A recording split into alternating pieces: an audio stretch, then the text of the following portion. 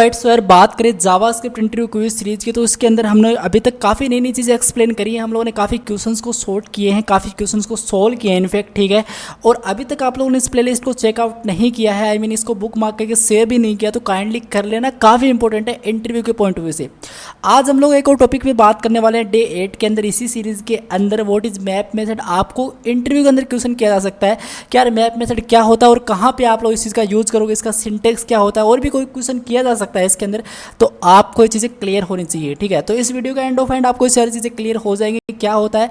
बिना time waste के मैं करूँगा क्या, सबसे पहले एक नई फाइल क्रिएट करूँगा यहाँ पे आके day8.js नाम से, क्योंकि 7 तक तो हम लोगों ने देख ली हैं चीज़ें। ओके, day8.js नाम से मैं सिंपल एक फ़ाइल क्रिएट करूँगा। अब थोड़ा डिस्कस करते हैं कि क्या होता है। जैसे हमारे लूप्स काम करते हैं वैसे ही सिंपल ये चीज़ भी काम करती है, मैप मेथड भी वैसे ही काम करता है, कोई यहाँ पे रॉकेट साइंस वाली बात नहीं है। बट इसमें एक खास बात होती है, खास बात ये होती है कि सपोज दैट मेरे पास एक एरे है। अब उस एरे का यूज़ करते हुए मुझे एक नया एरे क्रिएट करना है, तो मैं सिंपल यूज़ कर सकता हूँ मैप मेथड का, ठीक है। मतलब कुछ ऐसा समझ लो कि जो पहले वाला एरे है उसको मुझे कोई चेंजमेंट नहीं करना है, उसको मुझे टच भी नहीं करना है, लेकिन उसी से मुझे कोई दूसरा एरे क्रिएट करना है, तो वहाँ पे मैं यूज़ करूँगा सिंपल मैप मेथड का। अब किस तरीके से करते हैं उसके बारे में थोड़ा सा यहाँ पे डिस्कस करते हैं। देखो, सबसे पहले एक एरे बनाते हैं, मैं लिखूँगा कॉस्ट, ठीक है, इस तरीके से नम्स किया मैंने, इक्वल्स टू इसके अंदर मैं डाल देता हूँ 5 6 8 7 और 8 डाल दिया। चलो, इस तरीके से मैंने कुछ इसमें नंबर पास किए हैं, ठीक है। और मैं इसका ओल्ड नम्स नाम से एक वेरिएबल पास कर देता हूँ ओल्ड, और ये जो एन है इसको मैं कैपिटल कर देता हूँ। ऑप्स मैंने यहाँ पे नम्स करना था इस तरीके से, ठीक है। ओके, तो मैंने कर दिया ना।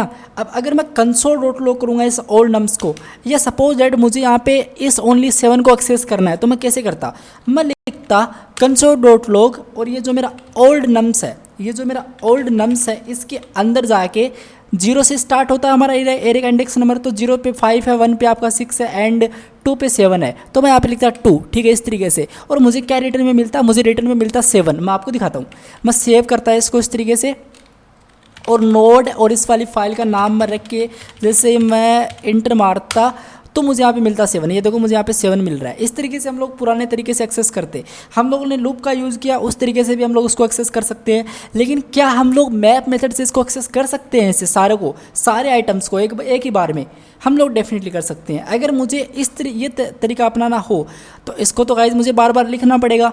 जैसे मैं अभी सिंपल करूँगा 3 का, फिर मैं करूँगा यहाँ पे मैं करूँगा 0 का, ठीक है, यहाँ पे मैं करूँगा 1 का, यहाँ पे मैं करूँगा 2 का, इस तरीके से। और मैं यहाँ पे कर देता हूँ सिंपल 3 का, इस तरीके से। तब मेरे सामने कुछ जाके सारे डेटा प्रिंट होते हैं, लेकिन मुझे इतने लाइन के अंदर डेटा प्रिंट करवाने, मतलब यहाँ पे काफ़ी बर्डन है, ठीक है।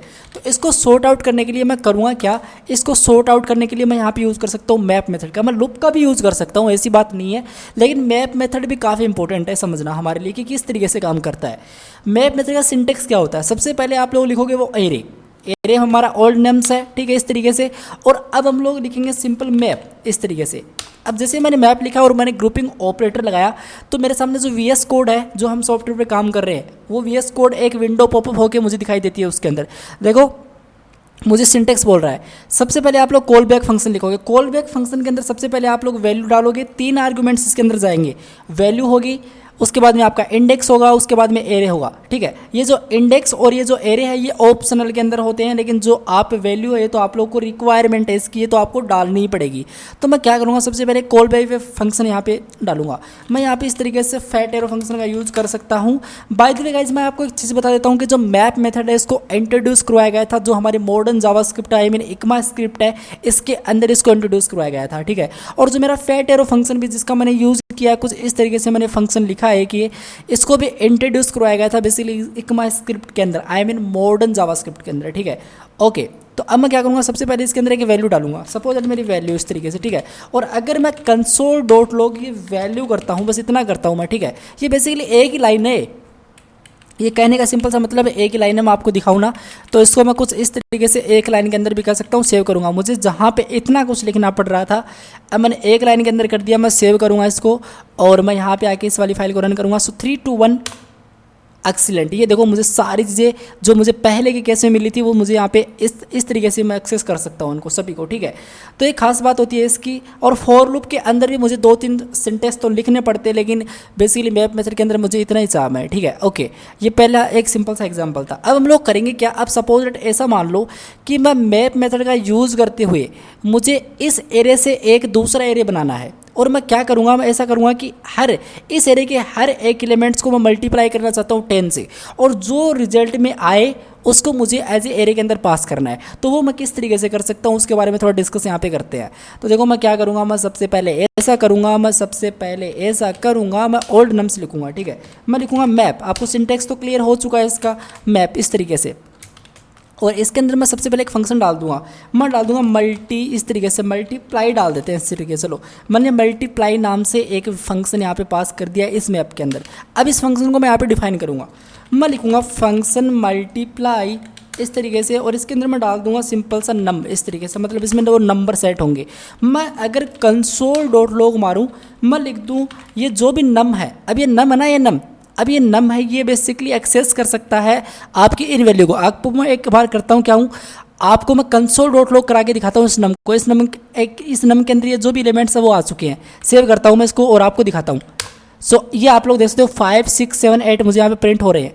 अगर मैं यहाँ पे इस तरीके से मल्टीप्लाई कर दूँ सिंपल 10, तो हर एक एलिमेंट को सिंपली ये क्या करेगा, हर एक एलिमेंट को ये बेसिकली करेगा क्या, हर एक एलिमेंट को मल्टीप्लाई करेगा 10 से। मैं आपको दिखाता हूँ, सेव करूँगा और यहाँ पे मैं जाऊँगा इस तरीके से। आप लोग देख सकते हो यहाँ पे, और राइट आप लोग देख सकते हो 50, 60 मतलब 5 को मल्टीप्लाई किया 10 से यहाँ पे, तो इसने रिजल्ट किया 50। 6 को मल्टीप्लाई किया इसने 10 से, मतलब नंबर ही तो 6, तो यहाँ पे 60, 70, 80 इस तरीके से मेरे पास 80 भी आ चुका है, ठीक है। तो इस तरीके से भी हम लोग इस चीज़ को कर सकते हैं। हमने एक नया एरे क्रिएट कर लिया, इसका यूज़ करते हुए हम लोग ने मैप मेथड के अंदर एक नया एरे क्रिएट कर लिया है। जो पुराने वाला एरे है उससे हम लोगों ने एक नया एरे क्रिएट कर लिया है। ऑलराइट, अब देखो इसके अंदर 2-3 जो आर्ग्यूमेंट्स होते हैं उसके बारे में थोड़ा सा डिस्कस करते हैं। मैं सबसे पहले करूँगा क्या, इसी को मैं एक बार अनकमेंट करता हूँ उस तरीके से, और ये जो है इसको भी मैं कमेंट आउट करता हूँ, और मैं काम करता हूँ यहाँ पे चलता हूँ उस तरीके से, और यहाँ पे चलता हूँ इस तरीके से, ठीक है। अब देखो मुझे वैल्यू डालनी है, वैल्यू आपको पता चल चुकी है, वैल्यू के अंदर मुझे वो रिजल्ट्स मिलेंगे, ठीक है। अगर मैं इसका सेकंड जो आर्गुमेंट है वो पास करता हूँ, अगर मैं यहाँ पे डालता हूँ इंडेक्स, तो इंडेक्स के अंदर मुझे क्या मिलेगा, इसका इंडेक्स नंबर मिलेगा। मतलब 5 है वो किस इंडेक्स नंबर पे एग्जिस्ट करता है, 6 है वो किस इंडेक्स नंबर पे एग्जिस्ट करता है। तो ये काम की चीज़ है यार ये। अगर मैं सेव करता हूँ उस तरीके से, एंटर मारता हूँ, तो अभी तो देखो मुझे कुछ नहीं मिला, बट मुझे कंसोल डॉट लॉग वैल्यू के बाद मुझे यहाँ पे कोमा देके मैं इंडेक्स भी लिखूँगा इस तरीके से, ठीक है।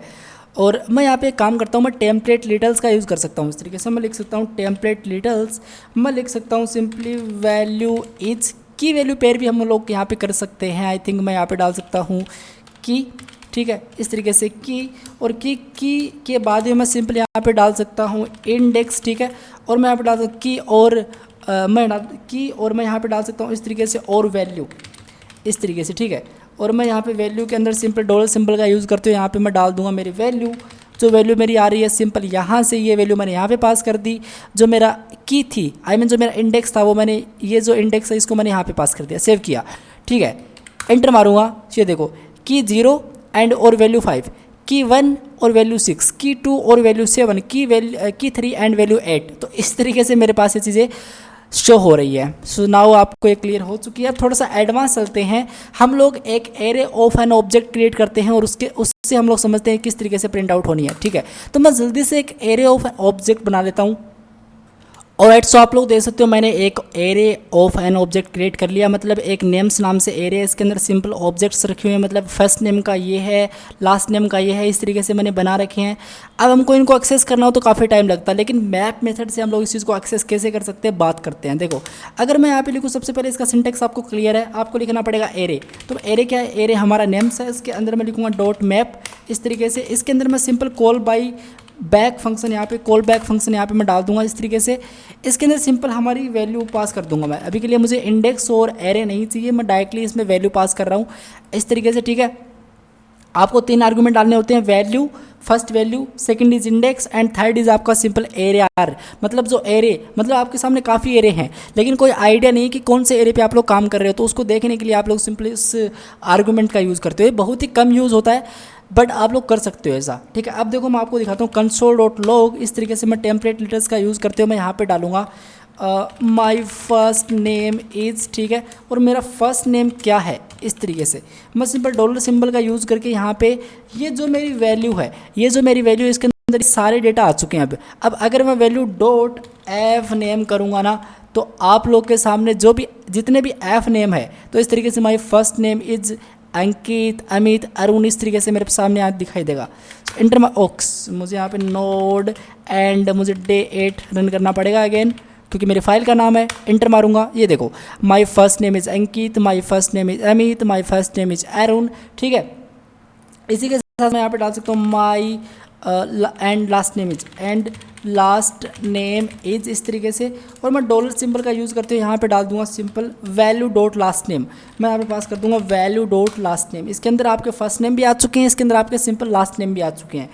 तो मैं एल नेम कर दूंगा इस तरीके से, और मैं सेव करूंगा और आपको दिखाता हूँ। सो ये आप लोग देख सकते हो, my first name is Ankit and last name is Jahangir, my first name is Amit and last name is Sharma. तो इस तरीके से भी हम लोग इस चीज़ को देख सकते हैं गाइज। देखो कितना अच्छा है ना ये, कि हम लोगों ने बस इतना लिखा है और हम लोगों ने ये चीज़ों को यहाँ पे रीड कर लिया। तो गाइज ये होता है हमारा simple map method. I hope इसके रिगार्डिंग किसी को कोई क्वेरी नहीं होगी। अगर फिर भी कोई क्वेरी है इसके रिगार्डिंग तो मुझे आप लोग कमेंट करना। सो मिलते हैं गाइज नेक्स्ट वीडियो में, तब तक के लिए thank you guys so much, take care, bye bye.